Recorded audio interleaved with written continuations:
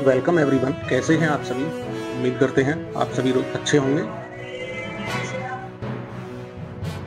मैं विपिन शर्मा एक बार फिर से आपका स्वागत करता हूं और मैं लेकर प्रस्तुत हूं आज आपके सम्मुख विभिन्न समाचार पत्रों में प्रकाशित मुख्य खबरें जो रोजगार और शिक्षा से जुड़ी होती हैं और आपके आसपास क्या घटित हो रहा है उसके बारे में रूबरू कराती हैं। तो जो भी युवा हैं और रोजगार की तलाश में हैं उनके लिए सेशन बहुत ही काम का होने वाला होता है। तो अगर आप पहली बार चैनल पर विजिट कर रहे हैं तो आपको बता दूं, चैनल को सब्सक्राइब कर लें और बेल आइकन ऑन कर लें, जिससे कि आपको सारे सेशन मिलते रहें और आपका जो जनरल नॉलेज का पोर्शन है वो भी बहुत अच्छा चलता रहे। और राज्य में आपके में कौन कौन सी वैकेंसी आई हुई है इसकी भी आपको जानकारी टाइम टू टाइम मिलती रहे। बजट सत्र कल से आज होगा सर्वदलीय बैठक का आयोजन। भाजपा व सहयोगी दलों के विधायकों की बैठक शाम को लोक भवन में।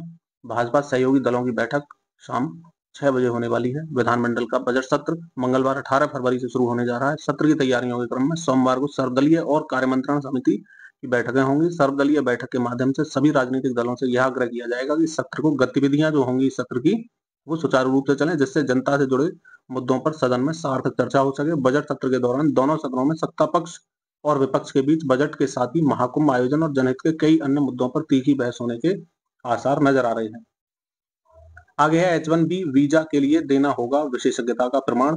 तकनीकी डिग्री के साथ विशेषज्ञता अनिवार्य। सामान्य IT डिग्री वाले योग्य नहीं होंगे। अब खबर है, अमेरिका के राष्ट्रपति डोनाल्ड ट्रंप ने H1B वीजा के नियमों पर अमल शुरू कर दिया है। इसके तहत H1B वीजा के लिए तकनीकी डिग्री ही काफी नहीं होगी, बल्कि विशेषज्ञता को अनिवार्य कर दिया गया है।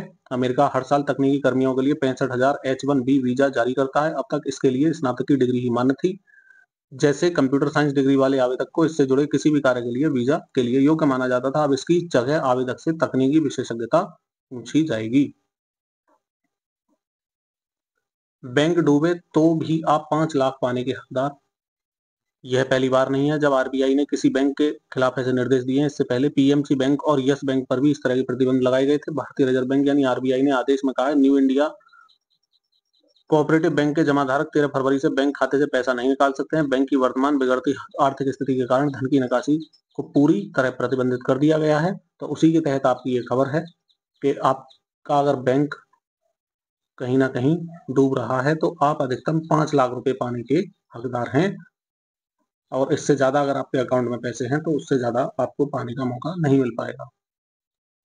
जम्मू कश्मीर से लेकर उत्तराखंड हिमाचल तक 6 दिन बारिश व बर्फबारी के आसार हैं। लगातार 2 पश्चिमी विक्षोभों के प्रभाव से करवट लेगा मौसम का मिजाज। हिमाचल में 1920 के लिए येलो अलर्ट जारी कर दिया गया है। ताबो में पारा शून्य से नीचे जा चुका है। उत्तराखंड में भी ठंड बढ़ चुकी है।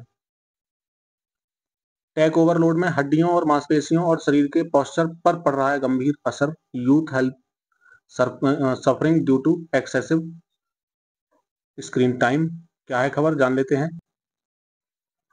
गैजेट्स और हमारी जिंदगी जो है ये अहम हिस्सा बन चुके हैं। मोबाइल, लैपटॉप और टैबलेट का इस्तेमाल हम प्रतिदिन किसी न किसी कारण से जरूर करते हैं। शॉर्ट टाइम पीरियड से लेकर काफी देर तक इन गैजेट्स का इस्तेमाल हमारे शरीर के लिए हानिकारक साबित हो रहा है।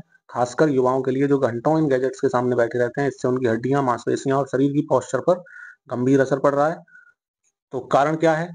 यह समस्या इसलिए होती है क्योंकि हम गैजेट्स का बहुत ज्यादा इस्तेमाल करते हैं और इसका इस्तेमाल करते वक्त हमारी बैठने की स्थिति सही नहीं होती।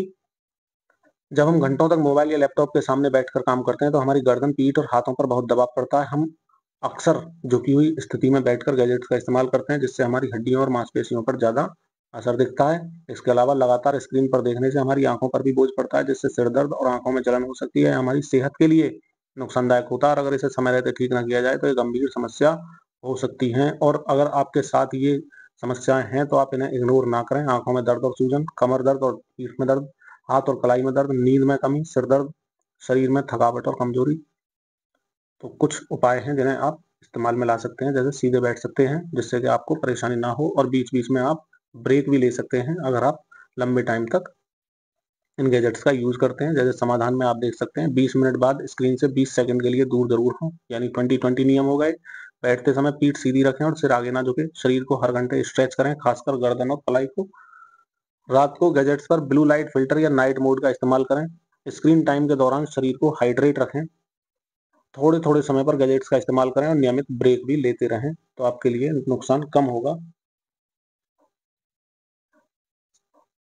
फिट रहने के लिए अधिक डाइटिंग से टाइप 2 मधुमेह का खतरा बढ़ा है। तो इसका मतलब डाइटिंग भी अधिक ना करें। 16 घंटे तक बिना खाए एक दिन में रह रहे हैं 46.2 करोड़ लोग दुनिया में टाइप 2 से पीड़ित हो चुके हैं। उपवास रखने के दो पहलू हैं। फायदा क्या होगा? वजन घटाने में मददगार, शरीर को ऊर्जा मिलना, हृदय रोग में फायदेमंद। नुकसान क्या होगा? इससे मधुमेह का खतरा हो जाएगा, दिल का दौरा पड़ने की संभावना बढ़ जाएगी, शरीर में पानी की भी कमी हो जाएगी। क्या है इंटरमिटेंट फास्टिंग? यह एक खाने का पैटर्न है जो उपवास और खाने की टाइमिंग के बीच चलता है। इसमें एक दिन में 16 घंटे तक बिना खाए रहा जाता है और सुबह 10 से शाम के 6 बजे के बीच में भोजन करते हैं। 7 दिन में फाइबर पर ध्यान देते हैं और एक दिन भोजन और दूसरे दिन उपवास रखते हैं। इन नियमों का आप पालन कर सकते हैं। बहुत ज्यादा घंटों के लिए इंटरमिटेंट फास्टिंग करने से बचें। अगर हो तो कुछ खाते रहें। शरीर में 14 से 10 या 16 से 8 विंडो से शुरू करें। शुरू में जो करेंगे, पानी, चाय, कॉफी या नींबू पानी जैसे तरल पदार्थ लेते रहें और फाइबर युक्त खाने की श्रेणी अपने लिए बढ़ा लें। आईपीएल सत्र में 13 स्थानों पर खेले जाएंगे 74 मैच। 12 डबल हेडर मुकाबले भी होने वाले हैं। 10 टीमें लीग के 18वें सत्र में कर रही हैं इस समय शिरकत। आपके सामने पूरा चार्ट है। फाइनल मुकाबला 25 मई को कोलकाता में। 65 दिन तक चलेगा यह सत्र। तो आप भी अगर शौकीन है क्रिकेट के और आईपीएल के, तो आप इन डेट्स को नोट कर लें अपने पास में और आराम से एंजॉय करें। इसी के साथ आज का ये न्यूज सेशन यही समाप्त होता है। मैं विपिन शर्मा आपसे लेता हूँ विदा, इसी शुभकामना के साथ कि मिलेंगे नए सेशन में नई खबरों के साथ। तो जय हिंद, जय भारत, वंदे मातरम।